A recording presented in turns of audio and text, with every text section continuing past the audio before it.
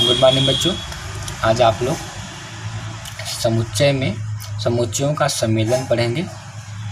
समुच्चयों का सम्मेलन क्या होता है, कैसे प्रदर्शित करते हैं, इसके बारे में पढ़ेंगे आप लोग। ठीक है, तो समुच्चयों का सम्मेलन क्या होता है? दो या दो से अधिक समुच्चयों के प्रत्येक अवयव द्वारा बने समुच्चय को उन समुच्चयों का सम्मेलन समुच्चय कहते हैं। ध्यान से फिर सुन ले आप लोग। समुच्चयों का सम्मेलन, सम्मेलन का मतलब होता है जोड़ना। ठीक है, तो दो या दो से अधिक समुच्चयों के प्रत्येक अवयव द्वारा बने समुच्चय को उन समुच्चयों का सम्मेलन समुच्चय कहते हैं। ठीक है, समुच्चयों के सम्मेलन को यूनियन, कैपिटल यू, यूनियन से प्रदर्शित करते हैं।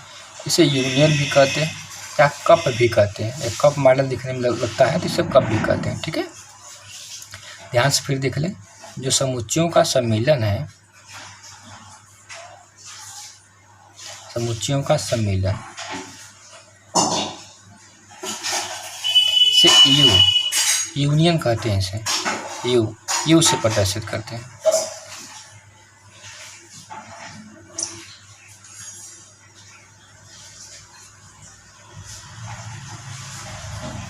इसे या से भी जानते हैं।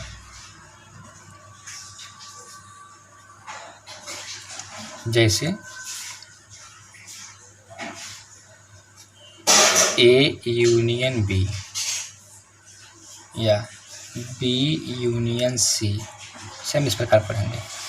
या ए कॉप सी, ऐसे भी पढ़ते हैं। ठीक है, या इसको हम लोग ऐसे भी लिखते हैं, ए या बी। इसे लिखेंगे बी या सी, इसे लिखेंगे ए या सी।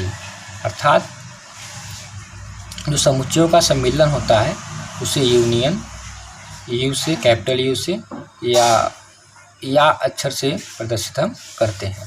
ठीक है, इसमें कुछ इस प्रकार से सवाल आते हैं। इसे दिया रहेगा, यदि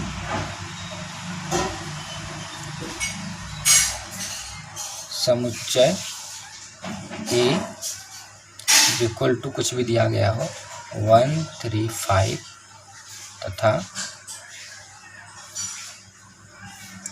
तथा बी इक्वल टू कुछ भी दिया गया हो 2 3 7 6 हो तो समुच्चयों का सम्मेलन ज्ञात कीजिए।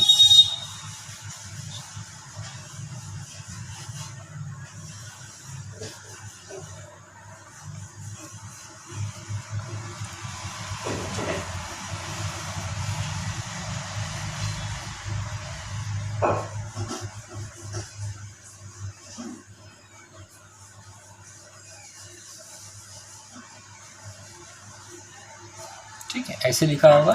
क्या तो लिखा होगा कि ए यूनियन बी ज्ञात कीजिए, आपको ऐसे भी मिलेगा।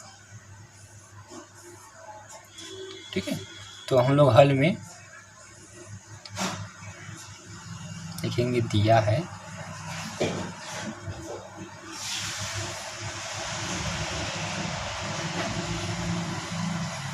समुच्चय ए इक्वल टू जो भी दिया गया है उसको लिख लीजिए। समुच्चय हमारा 1, 3, 5 है। 1, 3, 5 बी इक्वल जो दिया गया उसके लिख लीजिए 2 3 7 6। तो हमें ज्ञात क्या करना है? ए यूनियन बी ज्ञात करना है। ठीक है, ए यूनियन बी का मतलब होता है ए का प्रत्येक अवयव लिखेंगे और बी का भी प्रत्येक अवयव लिखेंगे। ठीक है, तो ए का पहले लिख लीजिए हम लोग 1 3 5 यूनियन बी का हमारा है 2 3 7 6। इक्वल टू इसको सॉल्व कर लेंगे। सॉल्व करेंगे तो ए का प्रत्येक अवयव लिख देंगे हम लोग 1 3 5 कामा बी का भी पूरा लिखेंगे। ठीक, ए का भी पूरा लिखेंगे और बी का भी लिखेंगे। लेकिन अगर कोई अवयव ए में भी हो और बी में भी हो तो उसे हम नहीं लिखते हैं। जैसे ए का पूरा लिख लिया हम लोग 1 3 5 लिख लिए। अब बी में देखिए 2 को लिख दिए, बट 3 है तो 3 हम पहले से लिख चुके हैं, 3 को नहीं लिखेंगे। 7 और यहाँ पे 6। ठीक है, इस प्रकार से हम लोग लिखते हैं। इसी प्रकार आगे एक सवाल है, दिया गया है कि यदि समुच्चय ए कुछ इस प्रकार है कि A, B, C और समुच्चय B D, E, F, समुच्चय C E, F, G, H हो तो निम्नलिखित का मान ज्ञात कीजिए। पहला सवाल है A यूनियन B और दूसरा सवाल है A union B union C। इस सवाल को हम ऐसे भी लिख सकते हैं A या B। अगर ऐसे लिखा है तब भी आप उसी प्रकार से हल करेंगे। इसको लिखा होगा A या B या C। ठीक है, दोनों सेम चीज़ है, तो हमें इस प्रकार भी मिलेगा और ऐसे भी मिलेगा हल करने के लिए। ठीक है, तो पहला सवाल इसमें हम लोग देख लें। हमें करना क्या है, A यूनियन B ज्ञात करना है। तो A की वैल्यू पुटअप कर लें। तो A हमारा है A B C union B की वैल्यू हमारा यहाँ पे है D E F। ठीक है, तो A union B is equal to क्या होता है कि A का एलिमेंट लिखेंगे और B का भी एलिमेंट लिखेंगे, और किसी भी एलिमेंट को 2 बार नहीं लिखेंगे, एक से अधिक बार नहीं लिखते हैं। तो पहले A का हम यहाँ पर नोट कर लें A B C। अब B का लिखेंगे। B का लिखते समय ध्यान देंगे कि जो अवयव A में है उसको हम नहीं लिखेंगे। तो D नहीं है तो D लिख दिए, E भी नहीं है तो इसको लिख दिए, F भी नहीं है तो हम यहाँ पे F भी लिख दिए। ठीक, ये हो गया हमारा।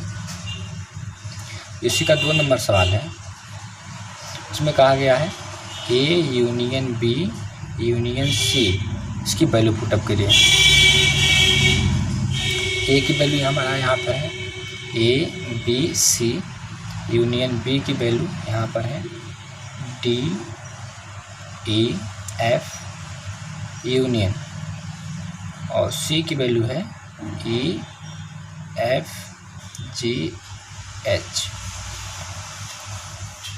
तो A union B union C is equal to A के प्रत्येक अवयव को लिखेंगे हम लोग A B C, अब B के प्रत्येक अवयव को लिखेंगे। बस ध्यान रहे कि कोई अवयव 2 बार न प्रयोग किया जाए। तो D E F। अब C के एलिमेंट को भी लिखेंगे हम लोग, क्योंकि यहाँ पे E हो चुका है तो नहीं लिखेंगे, F भी हो चुका है तो नहीं लिखेंगे, G और H। ठीक है, इस प्रकार से। अब आप लोग समुच्चयों का सर्वनिष्ठ पढ़ेंगे। सर्वनिष्ठ को इंटरसेक्शन भी बोलते हैं। तो 2 या 2 से अधिक समुच्चयों के उभयनिष्ठ अवयवों द्वारा बने समुच्चय को समुच्चयों का सर्वनिष्ठ समुच्चय कहते हैं। 2 या 2 से अधिक समुच्चयों के उभयनिष्ठ अवयवों द्वारा, ठीक है, 2 या 2 से अधिक समुच्चयों के जो उभयनिष्ठ होते हैं, जो कॉमन एलिमेंट होते हैं, उस एलिमेंट द्वारा बने समुच्चय को सर्वनिष्ठ समुच्चय कहते हैं। समुच्चयों के सर्वनिष्ठ को हम लोग ये उल्टा यू इससे दिखाते हैं, इसे प्रदर्शित करते हैं। इसे इंटरसेक्शन भी पढ़ते हैं या कैप भी कहते हैं। ठीक है, इसे ए इंटरसेक्शन बी अथवा बी इंटरसेक्शन डी इत्यादि नामों से पढ़ते हैं। या तो इसको हम लोग ए और शब्द का प्रयोग करते हैं, और बी, इसे बी और डी ऐसे हम लोग पढ़ते हैं इसको। तो या तो इंटरसेक्शन कहा जाए या तो और कहा जाए, दोनों एक ही चीज़ है। ठीक है, इसमें कुछ इस प्रकार के सवाल होते हैं।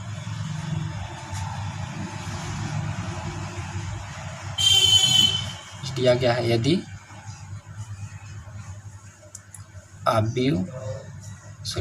यदि समुच्चय ए इज इक्वल टू कुछ दिया गया है 1 2 3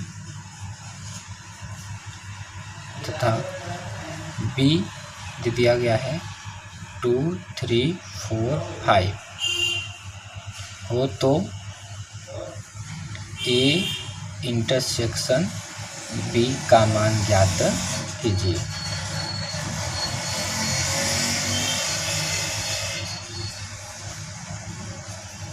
हल में दिया है, नोट कर लेंगे हम लोग, जो दिया गया है, दिया है समुच्चय ए जो भी है उसको नोट कर लें। समुच्चय 1 2 3 है, 1 2 3 एंड समुच्चय बी जो बी हमारा है उसको भी नोट कर ले हम लोग 2 3 4 5। तो ए इंटरसेक्शन बी की वैल्यू पूछा गया है, तो ए को हम यहाँ पर नोट कर लेंगे जो है 1 2 3 इंटरसेक्शन बी की वैल्यू हमारा है 2 3 4 5।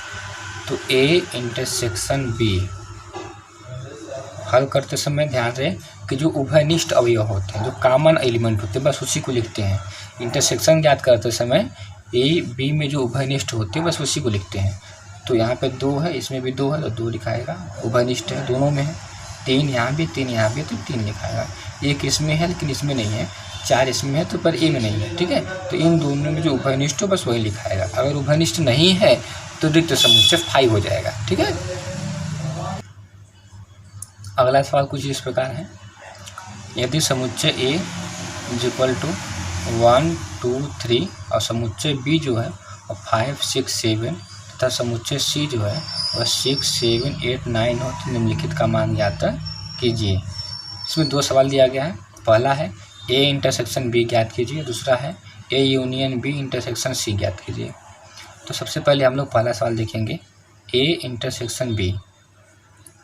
तो ए इंटरसेक्शन बी में ए की वैल्यू पुटअप कर लेंगे, या तो जो हमको दिया गया उसको हम यहाँ पर नोट भी कर सकते हैं पहले, उसके बाद हम हल करें। तो जो ए की वैल्यू है वह है 1 2 3 इंटरसेक्शन बी की वैल्यू जो हमारा है वह है 5 6 7। अब इंटरसेक्शन हो रहा है, इंटरसेक्शन में क्या होता है, जो उभयनिष्ठ अवयव होता है उसी का हम लोग प्रयोग करते हैं।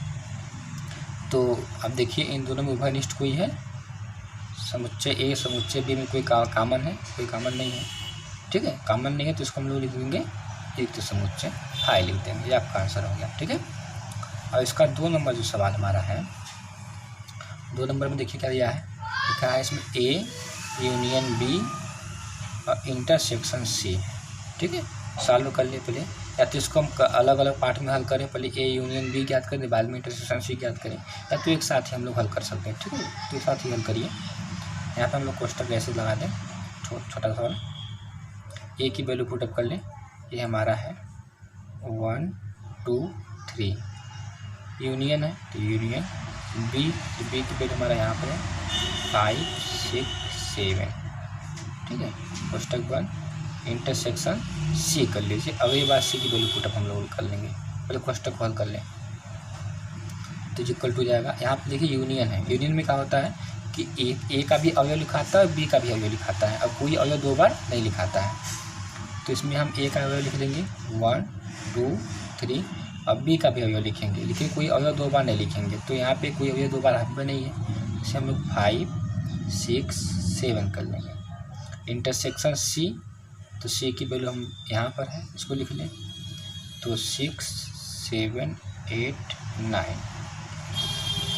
अब यहाँ पे इंटरसेक्शन करना है, तो इंटरसेक्शन में क्या होता है कि इन दोनों का जो उभयनिष्ठ होता है, जो कॉमन होता है उसी को बस लिखते हैं। तो इन दोनों में जो कॉमन है वह है 6 7, तो 6 7, तो आपका हमारा आंसर हो जाएगा।